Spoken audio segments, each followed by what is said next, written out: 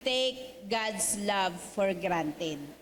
No, hindi po natin nabibigyan ng pahalaga yung pag-ibig ng Diyos. Sabi po sa Psalms chapter 36, so ito po ay babasahin ko sa Ingles, sundan nyo na lang po sa Tagalog dun sa inyong mga Bible. Ang Psalms po ay awit. Yan, sa Tagalog Bible. Psalms chapter 36, verses 5 to 10. Sabi po dyan, Your love, Lord, reaches to the heavens, your faithfulness to the skies. Your righteousness is like the highest mountains, your justice like the great deep. You, Lord, preserve both people and animals. 7. How priceless is your unfailing love, O God. People take refuge in the shadow of your wings. They feast on the abundance of your house. You give them drink from your rivers of delight. So yan po muna, hanggang dun po muna yung ating babasahin. So kung atin po mapapansin dito, yung unang part, no, yung unang part, kung atin pong babasahin from Psalms 36, 1 to 4, ito po ay pinasimulan ni David ng mensahe ng tungkol po sa makasalanang tao. No? Kaya po na-describe kung gaano kabuti ang Panginoon.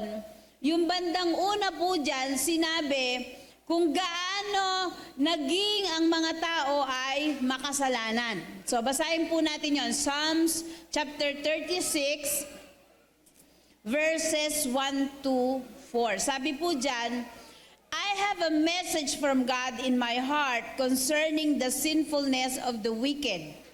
There is no fear of God before their eyes. So dito po, idinidescribe yung katangian ng tao na hindi matuwid o yung mga tao na hindi sumusunod sa Diyos. Sabi, there is no fear of God before their eyes. In their own eyes, they flatter themselves too much to detect or hate their sin. The words of their mouths are wicked and deceitful. They fail to act wisely or do good. Even on their beds, they plot evil. They commit themselves to a sinful course and do not reject what is wrong. So kung ito po ay ating i-analyze, ito yung nangyayari sa mundo natin ngayon. Na yung mali, pilit na ginagawang tama. So kapag nandito na po sa kalalagayang ganito ang isang tao, ibig sabihin ay tinetake for granted na niya yung lahat ng bagay na ginawa ng Diyos sa kanya. Because the very reason kung bakit po ang Panginoong Jesus ay pumunta dito sa lupa, thank you, ay para bigyan tayo ng panibagong buhay. Yung ating lumang buhay, no, na namumuhay sa mali, sa kasalanan, ibinigay ng Diyos sa kanyang buhay para magkaroon tayo ng panibagong buhay. At hindi lang po bagong buhay, sabi doon, buhay na walang hanggan. Kaya lang, sa maraming pagkakataon sa buhay natin, siguro dahil na rin po sa changes, no, sa ating kapaligiran, sa pressure mula sa ating mga family, sa ibang tao na hindi pa nakakakilala sa Diyos, madalas, we always strike into compromise. Na ikokompromiso po natin yung ating pagiging Kristiyano. Kaya nga po, sabi dito, bagamat marami tayong pagkakamali na ginagawa sa buhay natin, sabi, dun sa sinabi po ni David, ang pag-ibig at katapatan ng Diyos ay nananatili. Tayo po ay maaaring magbago, pero ang Panginoon kahit kailan hindi po magbabago ang pagmamahal sa atin. So, kaya lang po, minsan, naaabuso natin yung salitang ang Diyos ay palaging handang magpatawad. Naaabuso natin yung salitang tayo ay mahal ng Panginoon. No? Nalalagay sa isip natin, mahal naman ako ng Lord. Gagawin ko na to ngayon, tapos magsisisi na lang ako. No? So, in that way, sabi po, natitake for granted natin ang Diyos sa ating buhay. So kung atin pong papansinin, no, yung ginawa pong description ni Haring David dun sa relationship natin sa Panginoon, kapag tayo ay humihingi, no, ng proteksyon ng Diyos, una dyan sabi, God's love reaches to the heavens. Diba sabi, as far as the heavens above, ganun po yung pagmamahal ng Panginoon sa atin. No, hindi natin kayang sukatin. Grabe, kumbaga yung pinaka madali po, no, mababaw na word, grabe yung pagmamahal ng Panginoon sa atin. Hindi mo kayang sukatin. And pangalawa sabi, God's faithfulness to the sky. Ang katapatan ng Diyos, no, di ba pag tumingin po tayo sa langit, parang walang hangganan. Pag sumakay ka ng eroplano, nakita mo yung mga ulap, pag tumingin ka sa taas, may langit pa din. Di ba? So, wala pong hangganan yung katapatan ng Diyos kahit anong panahon. Sabi, ang Panginoon ay nananatiling tapat sa atin. Pangatlo, God's righteousness is like the mighty mountains. Kahit anumang mga pagsubok, di ba, ang mangyari, sabi po, ang mountain kahit kailan hindi yumuyuko. Ibig sabihin, palagi po ang Diyos ay palaging nakatanaw sa atin. Palaging hindi nagbabago. Di ba? At nananatili. And then pang-apat po sabi, God's justice like the great deep. So, ang Panginoon po ay mapagmahal ng Diyos, pero lagi natin tandaan, He is also a just God. No, pagdating ng panahon, kung paano natin ginamit yung buhay na ipinagkatiwala ng Diyos sa atin, tayo po ay haharap sa Panginoon at pananagutan natin yung ating buhay. So hindi po pwedeng sagutin namin yan para sa inyo. Di ba? Hindi niyo po pwedeng gamitin yung inyo po mga naunang magulang para sa inyo. Or yung inyo po mga kasamaan, hindi po natin pwede sabihin pagharap natin sa Panginoon, Panginoon, masipag naman po yung nanay ko sa church, idamay nyo na po ako. Diba? Wala pong ganon. Pero sabi po, ang pagiging just ng Panginoon ay malalim. Ibig sabihin, seryoso po ang Panginoon. Pag sinabi niya, pagdating ng panahon, ay bibigyan niya ng reward yung mga naging matapat, gagawin niya po yun. At pag sinabi niya na parurusahan, yung mga hindi sumunod, gagawin din po ng Panginoon yon. So number 5, God preserved both man and animals. So ang Panginoon po ay pinag-iingatan tayo. Kaya kung dumarating man yung mga mahihirap na pagkakataon sa buhay natin, lagi po nating alalahanin na ang Diyos kahit kailan hindi po nagpapabaya. Meron pong dahilan ng Panginoon kung bakit ang mga bagay ay nangyayari sa buhay natin. Diba? Minsan may mga tanong tayo, bakit ako pa? Pero lagi po natin tandaan, meron pong magandang dahilan ang Panginoon sa mga nangyayari sa buhay natin. Kasi sabi po sa Jeremiah, mabuti ang plano ng Diyos para sa atin. So dapat yun po ang paniwalaan natin. Hindi natin hayaan na yung mga negatibong bagay ay kainin tayo. Lagi po natin panghawakan na kaya nangyayari ito, merong magandang plano ang Panginoon na gagawin sa aking buhay. Amen? So pang-anim po, God's unfailing love is priceless. Hindi po kayang tumbasan ng kahit anong halaga ang pag-ibig ng Diyos. Kahit yung buhay po natin, hindi po kayang tumbasan. Diba? Mayroon pong kasabihan, hindi mo kayang bilhin ng pera ang pag-ibig.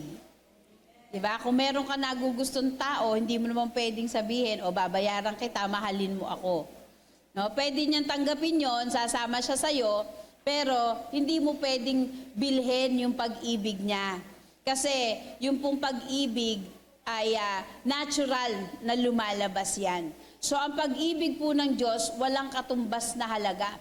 Hindi mo kailangan mag-exert ng sobrang effort para mahalin ka ng Diyos. Hindi mo kailangan maging maganda, di ba? Hindi mo kailangan maging mayaman because God loves us for who we are. Siyempre, tayo po ay nilikha ng Diyos, kaya mahal tayo ng Panginoon. Amen? Sabihin mo po sa katabi mo, mahal ka ng Panginoon.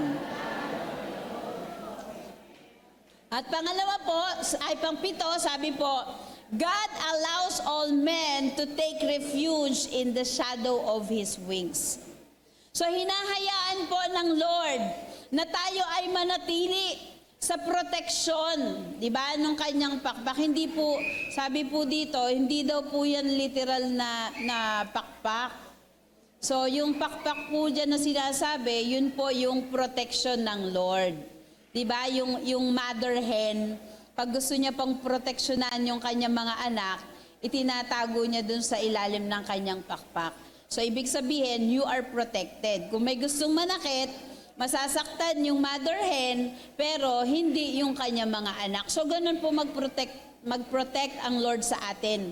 Na kahit siya yung mahirapan, wag lang tayo. So ganun po tayo kamahal ng Panginoon. Kaya alam niyo po, nakakalungkot kung ating pinabaliwala yung pagmamahal at pagpapahalaga ng Panginoon sa atin.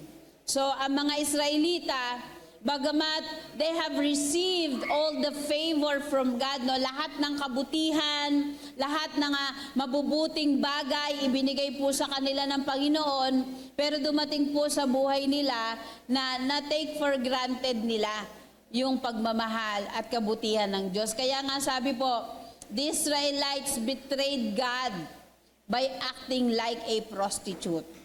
Diba, yung mga Israelita po ay inihalin tulad sa mga prostitute. Ano po ba yung prostitute? Hindi naman po, hindi po ito yung literal na pumupunta sila sa nightclub at nagsasayaw. Hindi po yun yung andito.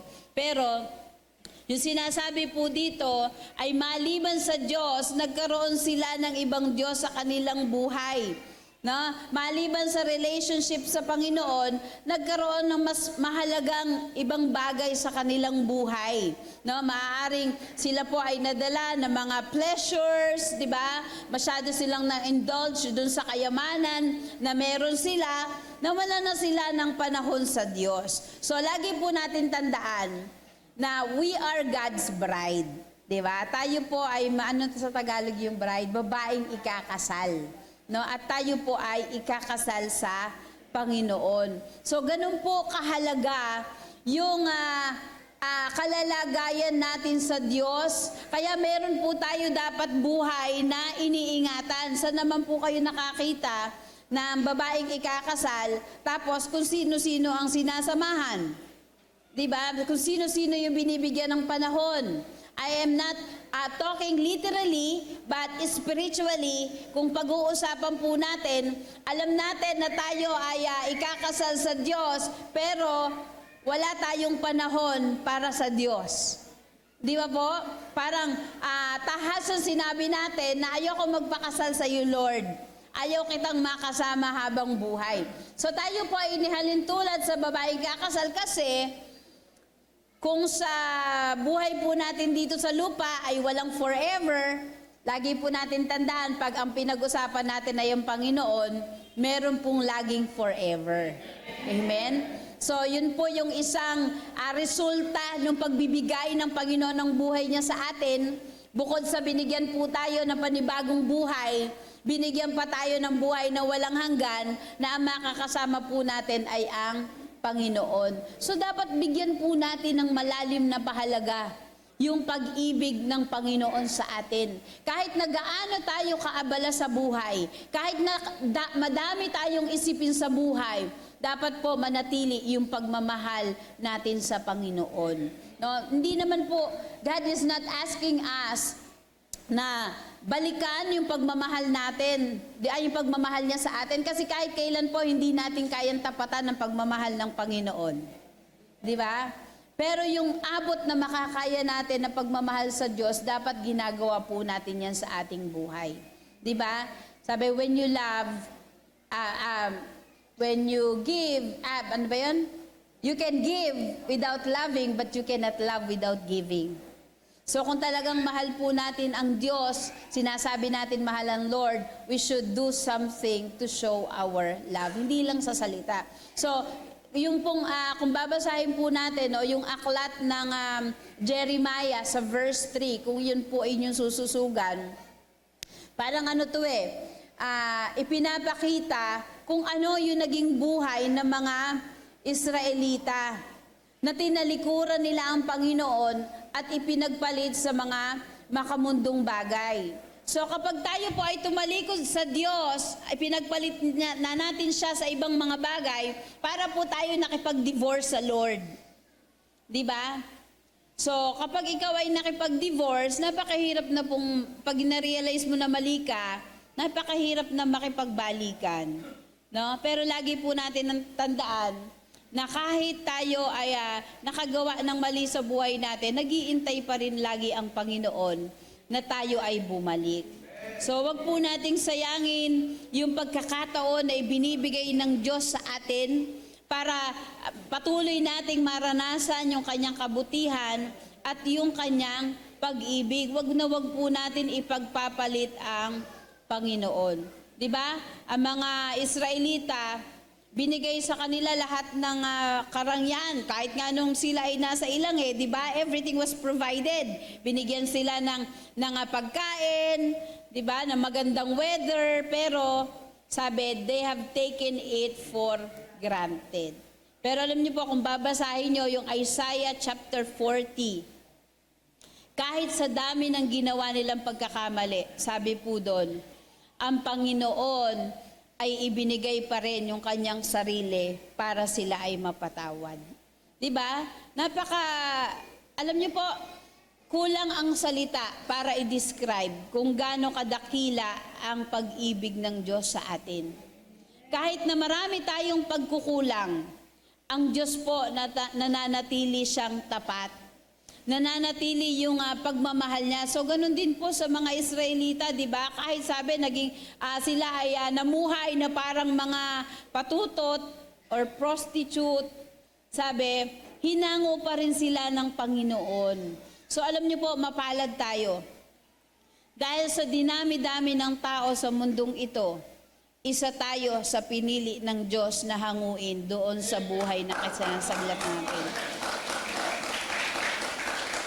Kaya dapat po, wag natin ito kalilimutan. And wag lang natin laging isipin na ang Diyos ay Diyos ng pag-ibig. Dahil ang Diyos din po ay hukom. Darating po ang panahon, lahat tayo haharap sa Diyos. Wala pong exemption, hindi lang po kami. Damay-damay na po to. So lahat po tayo haharap sa Lord at pananagutan natin yung buhay na ipinamuhay natin. So, ang mga Israelita po, doon sa kanilang, sa kasagdakan ng kanilang pamumuhay, nagbigay ang Diyos ng mga judges, di ba? Ng mga kings, ng mga prophets, para magpaalala po sa kanila na mali ang inyong ginagawa. Magpaalala sa kanila na nalilimutan nyo na merong Diyos na nakatingin. Pero, sabi nga po, mas pinili nilang lakaran yung gusto nilang lakaran. Bakit? Kasi they have everything they need, di ba? Masaya sila doon sa kanilang ginagawa kahit wala ang Lord. And masyado silang naging complacent. Para naging kasanayan na lang nila ang gumawa ng kasalanan at gawin yung gusto nilang gawin. Kaya dumating po, yung isang araw sa buhay nila, that they have everything in life. Pagkatapos, naging mga slave sila. Diba? Sa mahabang panahon, naging alipin ng mga Israelita. It's because of their own doing. Kaya kung tayo man po ay nakakaranas na mahihirap na pagkakataon sa buhay natin, ibig sabihin po, along our life, our journey in life, meron po tayong maling desisyon na ginawa. So, hindi po nawawalan ng consequences yung wrong choices natin sa buhay. So kasi madalas po pag everything goes well, napoprovide yung need natin, nakakakain naman tayo 3 times a day, we have a very good job, no? Meron tayong mga properties, meron tayong pera sa bangko, marami tayong mabubuting kaibigan. Nalilimutan natin yung nagbigay sa atin noon. So we take for granted. Madalas iniisip natin, ako naman na nag-isip nito, ako naman na nagsikap, ako ang nagpakahirap, ako ang nagtrabaho. But always remember, the very life that we have, galing po yan sa Panginoon. Kung hindi dahil sa Diyos, hindi mo magagawa yung ginagawa mo ngayon. Kung hindi dahil sa Diyos, wala po tayo ng mga tinatamasa natin ngayon. Lagi po natin tandaan na tayo ay katiwala lamang. So tayo po ay brides ng Panginoon. And meron pong mga requirements yung pagiging bride. Diba? Hindi po pwedeng gawin natin yung gusto lang natin gawin. Kasi nung tanggapin natin ang Panginoon sa ating buhay, diba? We gave Him authority over our life. Binigyan natin ng authority ang Diyos sa buhay natin. Na i-guide tayo na gawin yung or mamuhay ng buhay na kalugod-lugod sa Panginoon. So, pag tayo po ay nagkamali, lagi po natin tandaan, merong pagdidisiplinang ginagawa ang Panginoon. Diba? Bagamat gusto niya tayo makasama sa langit, of course, pag may mali ka, parang magulang, diba? Pinagagalitan, pinapalo yung anak pag nagkakamali para matuto. Ganon din po ang Diyos. Diba? Meron din pagpalo ang Panginoon sa atin. Kaya lang talagang madami po sa atin ay sobrang tigas ng ulo. No? Imagine niyo po kung kayo ay may 2 anak, tapos grabe yung tigas ng ulo ng isa. Diba parang minsan, ang dami niyo, ano bang ginawa ko? Bakit naging ganito yung anak ko? Imagine niyo po tayo, napakadami anak tayo ng Lord. Tapos ang daming matigas ang ulo sa atin. Diba? Minsan naiisip ko, kawawa na si Lord. Diba? Kung tayo nga po baka siya lalo na hindi na natutulog, kasi sobrang titigas ng ulo natin. Pinagsabihan na hindi pa din nakikinig.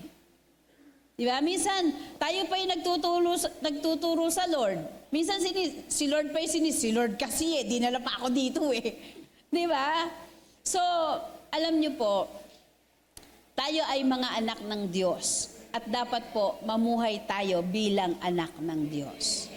Sabi mo po sa katabi mo, wag mong kalilimutan, anak tayo ng Diyos.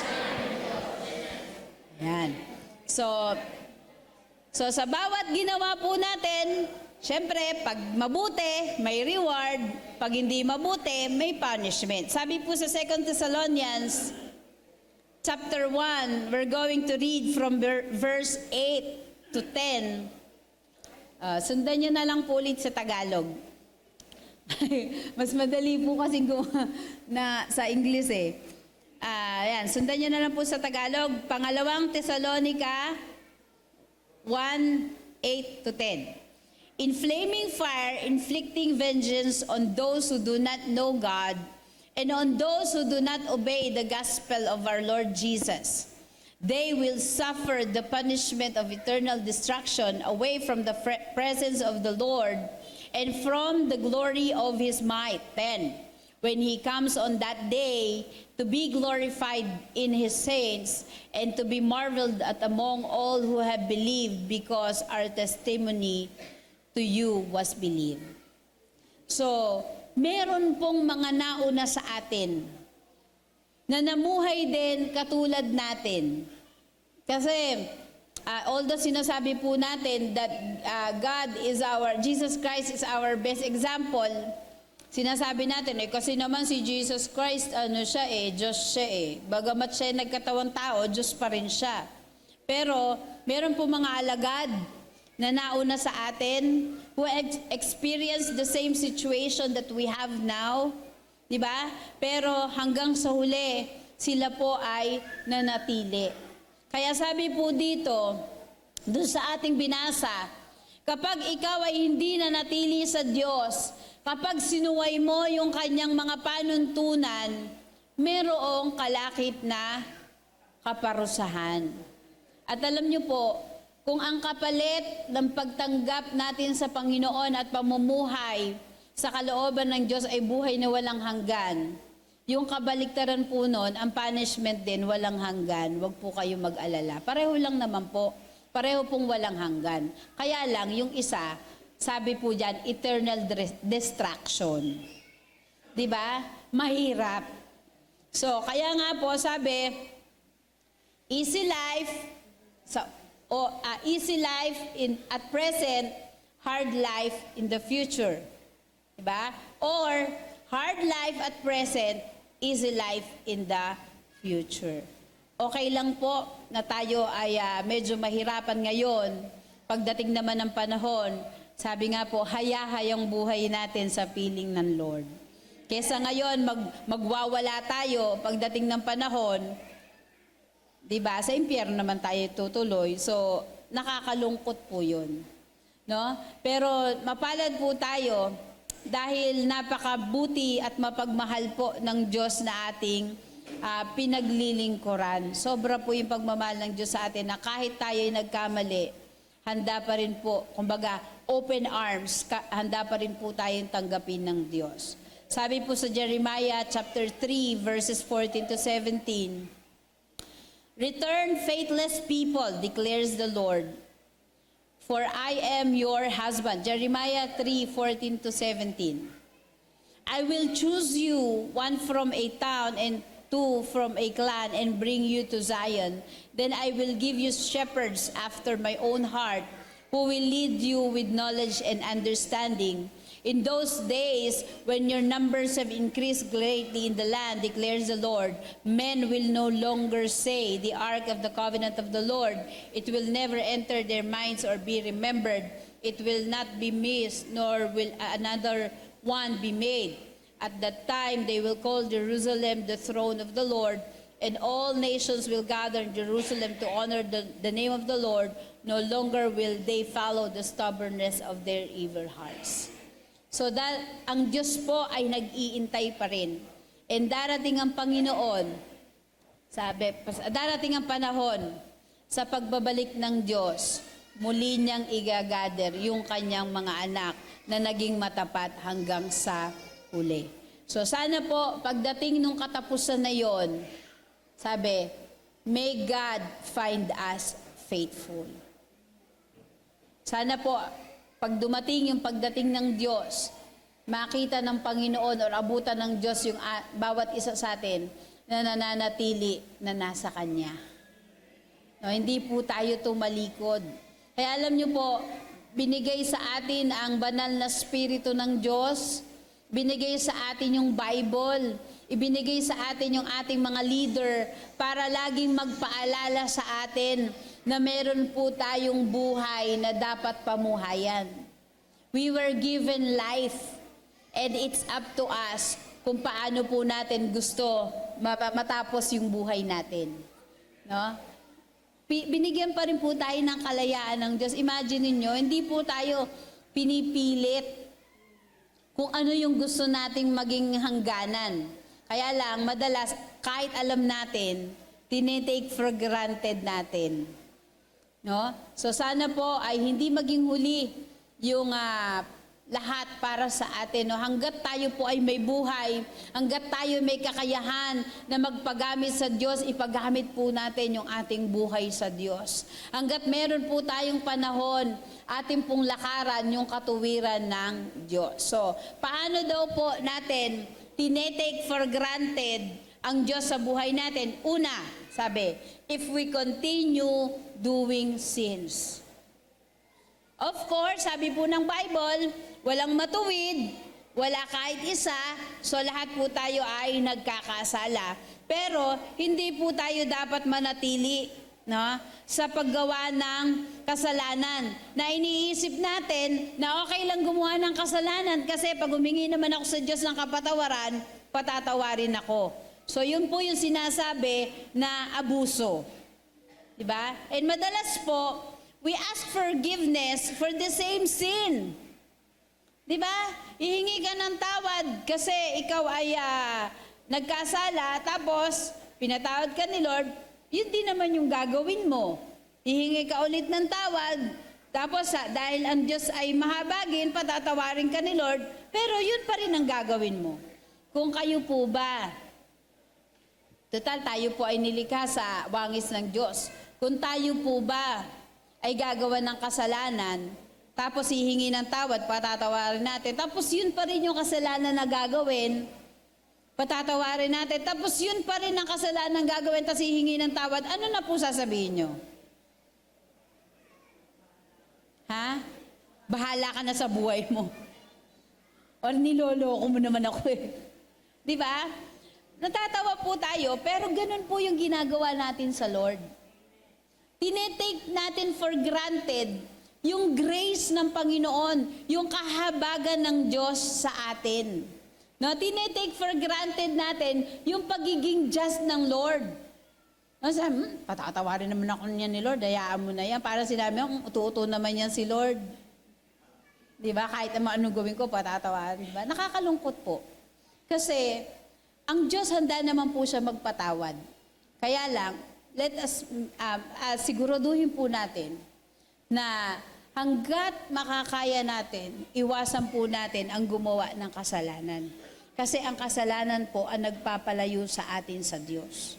Ang kasalanan ay isa sa mga dahilan kung bakit ang mga panalangin natin ay hindi natutugon. No, kaya meron po tayong buhay na dapat inaalagaan. Hindi naman po hiniling sa atin ng Diyos na maging katulad niya, 'di ba, na walang sala, kasi hindi naman po mangyayari 'yon. Kahit nga po sa panahon na nakaupo tayo dito 'di ba, minsan nagkakasala pa tayo, pinag-iisipan natin na hindi maganda yung katabi natin 'Di ba? So normal naman po na tayo ay nagkakasala.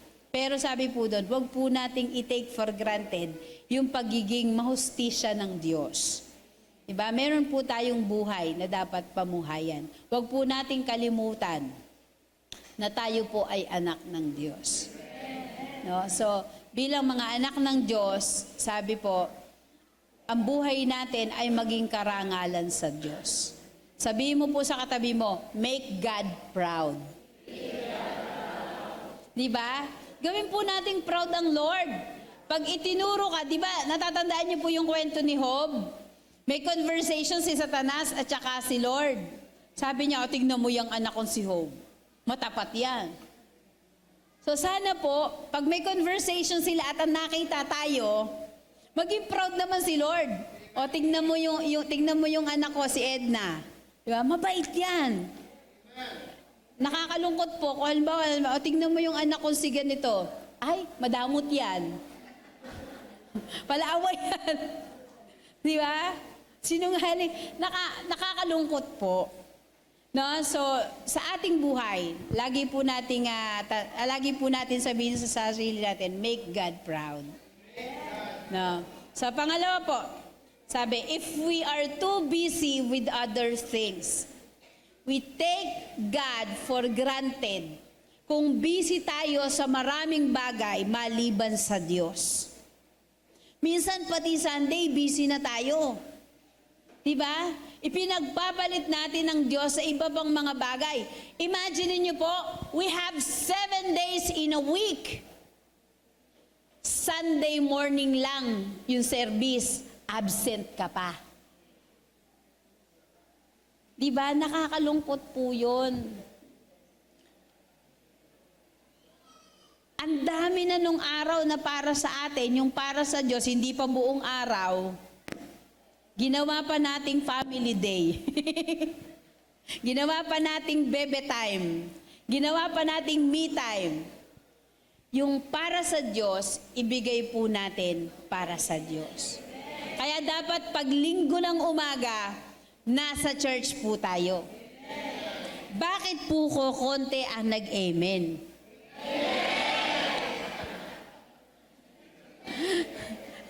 Marami po bang hindi sang-ayon? Alam niyo po, mahirap yan eh. Kasi nga po, parang mga Israelita, marami tayong gustong gawin sa buhay natin. Di ba? Minsan nga may sabi yung iba, kulang pa yung 7 araw kung pwedeng gawin daw 10 araw yung 1 linggo para magawa lahat ng gagawin. Pero lagi niyo pong tandaan, pag pinakailaman natin yung para sa Diyos, talagang kulang. Hindi lang po sa araw yan. Kahit po sa ating tithes, pag pinakailaman natin yung para sa Diyos, palaging kulang. So, yung para sa Diyos, ibigay po natin sa Diyos. If we have time for everything sa buhay natin, we have time, meron po tayong time maggala, may time tayo para sa family, sa friends, di ba? Sa mga jowa, may time tayo, we should always have time for God. Imagine niyo, ang haba-haba ng panahon natin nanonood ng teledrama, mga drama-drama sa hapon. Tapos pag nag-pray tayo, amen na lang. Kaya, Lord, thank you po. Amen! Di ba wala man lang kapag-ibig? Di ba kung tayo po ay may karelasyon, tapos araw-araw na tayo nagkikita, sasabihin lang sa'yo nung asawa mo or nung karelasyon mo, hi, bye. Maniniwala ka po bang mahal ka nun? Di ba? Ganon din po sa Lord. Kung talagang mahal natin ang Diyos, maglalaan tayo ng panahon para sa Panginoon.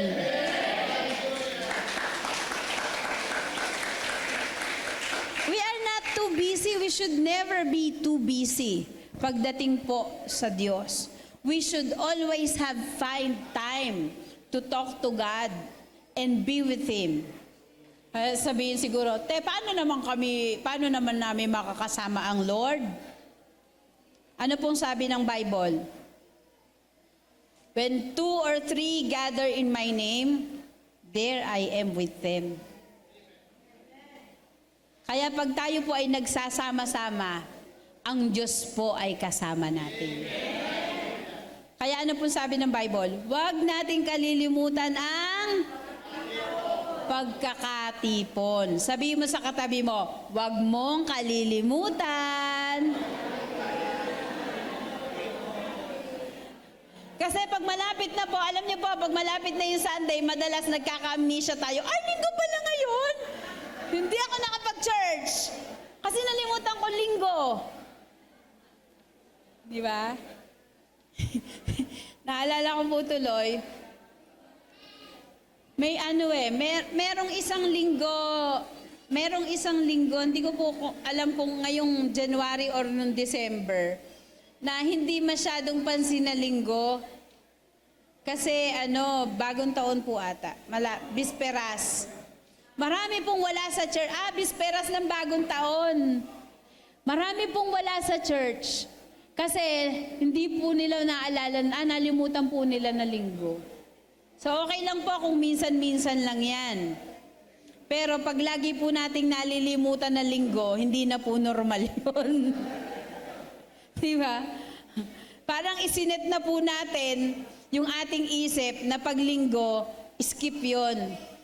Na walang linggo, yung linggo, Sabado pa din. Ang kasunod nun, bali ang araw nyo po, Lunes, Martes, Miyerkules, Huwebes, Biyernes, Sabado. Lunes na ulit. Walang linggo. So, lagi po natin tandaan, ang linggo po, para sa Lord yan. Kaya dapat nandito po tayo. Amen? Pangatlo po, so we take God for granted if we do not put a lot of effort into being holy. Ito po yung sinasabi natin. Hindi naman po hinihilingin ng Diyos na maging katulad niya tayo. Pero merong buhay na kailangan tayong lakaran.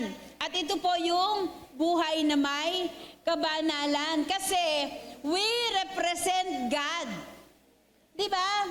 Kung tayo po ay anak ng Diyos, representante po tayo ng Diyos dito sa lupa. Kaya dapat meron po tayong buhay na inaalagaan. No, yung buhay na binago ng Panginoon, makita yan ng mga tao sa atin. Hindi po yung napunta tayo sa church, wala naman na bago, ganun pa din. Diba, pag uwi natin, kaaway natin lahat, pati pusa. Lahat pangit. Pangit yung kapitbahay, pangit yung mga kasama sa bahay, pagtingin sa salamin, pangit pa din. Di ba? So meron pong buhay na kabanalan. Hindi po sinabi ang buhay na kabanalan, bawal pong humagalpak ha. Kasi meron po mga extreme na pag sinabing banal, bawal, kailangan mong kumilos. Tapos bawal kang tumawa ng malakas, hindi ka ba... Pag ganun po ang batayan ng kabanalan, ako po bagsak talaga. Uulit po talaga ako doon. So hindi po, yun ang basis ng kabanalan. Ang basis ng kabanalan po is yung buhay na nais ng Diyos na pumuhayan natin, hindi lang sa loob ng church, maging sa labas. Yung buhay na nagre-represent sa Panginoon. Ano po ba yung buhay na nagre-represent sa Diyos? Magbasa po tayo ng Bible. Kasi ang Bible po, yun ang guide natin sa tamang pamumuhay. Kaya alam niyo po, hindi pwede na pag tayo Kristiyano, hindi tayo nagbabasa ng Bible. Di ba? Kasi yun po yung guide natin. Kaya marami po ang naliligaw ng mga Kristiyano. Marami ang hirap gawin ng kalooban ng Diyos kasi nga po, hindi nagbabasa ng Bible. Di ba? Pag kayo po ay tamad magbasa, alam niyo po, katulad ko po, ang trabaho ko ay masyadong maano sa computer. Pag ako po ay nagbasa na, parang dalawa na yung tingin ko. Kaya ginagawa ko po, nagamit po ako ng audio Bible. Sa panahon ngayon, wala na po kayong lusot eh. Kahit tamad, pwede po magbasa ng Bible.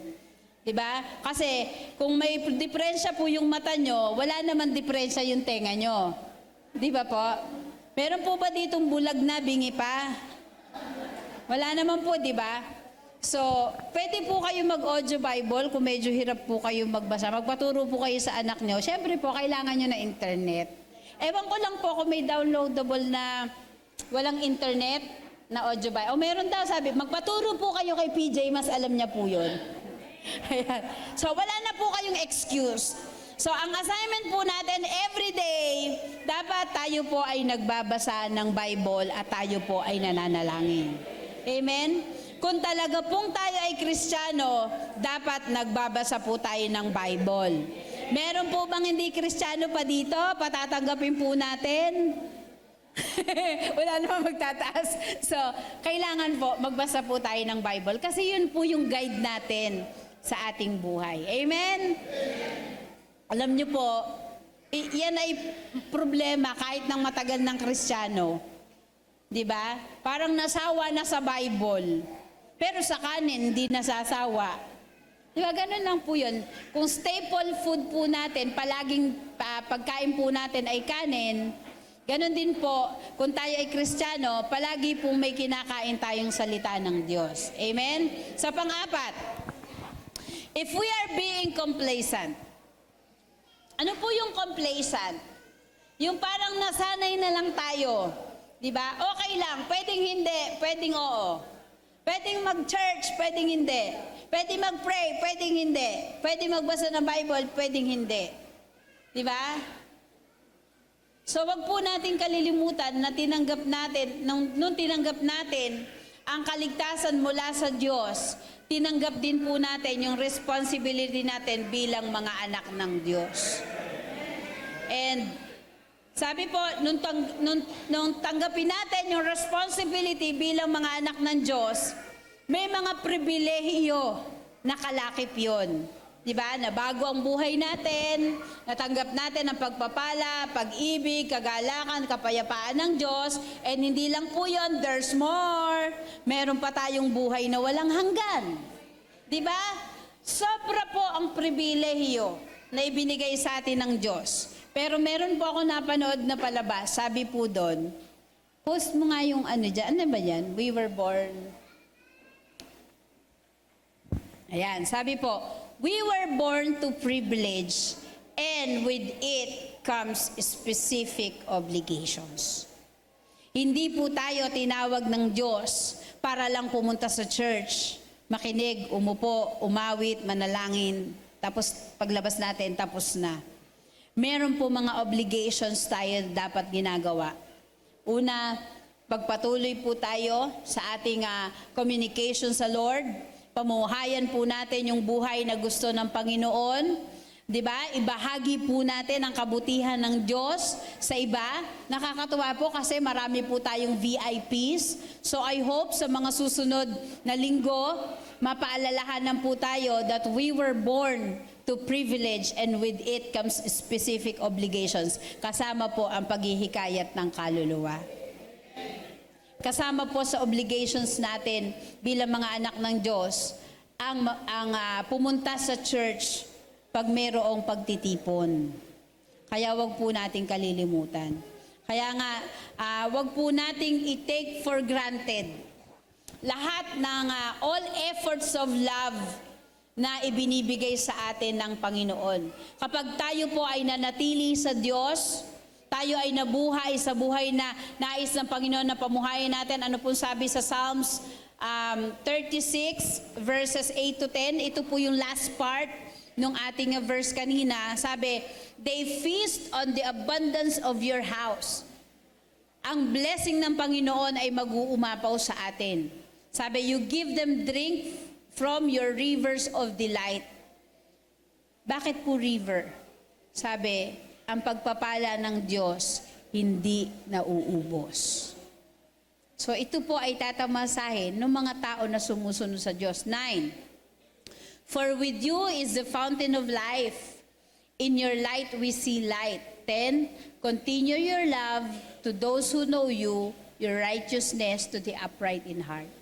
So ito po yung ating tatamasahin pag tayo po ay nanatili sa Panginoon. And sabi po dun sa Psalms, chapter 23, verse 6, ito dapat sa ulo po to ng nating lahat, no? Hindi lang po Genesis 1:1, yung sa ulo natin na verse, na puro in the beginning, wala nang gitna, wala nang katapusan, puro in the beginning. No? So, may ending din po. Sabi po sa Psalms 23:6, surely goodness and mercy shall follow me all the days of my life, and I will dwell in the house of the Lord forever. Surely goodness and mercy, sabi dito, shall follow me sa lahat ng araw ng aking buhay. At yung mga nanatili hanggang wakas, sabi po dyan, ay mananahan sa tahanan ng Diyos magpakailanman. Sabihin mo po sa sarili mo, ako yun.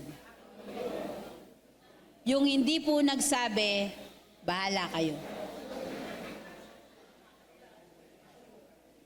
Pero ito pong talatang ito, dapat angkinin po natin sa atin po ito.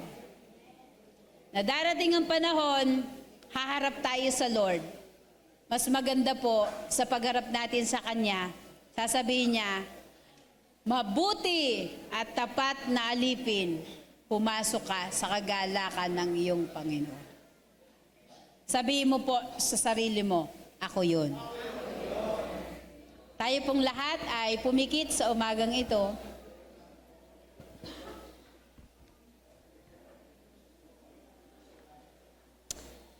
Maaari pong sa maraming pagkakataon ay nababaliwala natin yung lalim ng pagmamahal ng Diyos sa atin. Yung lalim ng kahulugan ng pagbibigay ng Panginoon ng buhay sa atin. At yung lalim ng kahulugan ng pagbibigay niya ng kanyang buhay para tayo ay lumaya. Pero lagi po nating tandaan na kailangan natin palagi ang pag-ibig ng Diyos para maitawid tayo doon sa buhay na walang hanggan na inihanda ng Panginoon sa atin. Wala pong ibang pwedeng gumawa niyan sa atin. Tayo lang po. Napakadakila ng pag-ibig ng Panginoon sa atin, bagamat hindi po tayo karapat-dapat, pinili niya pa rin tayong ibigin. Sana po, wag nating baliwalain yung pag-ibig na ibinigay sa atin ng tayo pong lahat ay lumapit sa Panginoon. Humingi po tayo ng tulong sa Lord. Lord, tulungan mo po na mabigyan ko ng malalim na halaga yung pagmamahal mo sa akin. Mabigyan ko ng malalim na pagpapahalaga yung kaligtasan at buhay na walang hanggan na ibinigay mo po sa akin.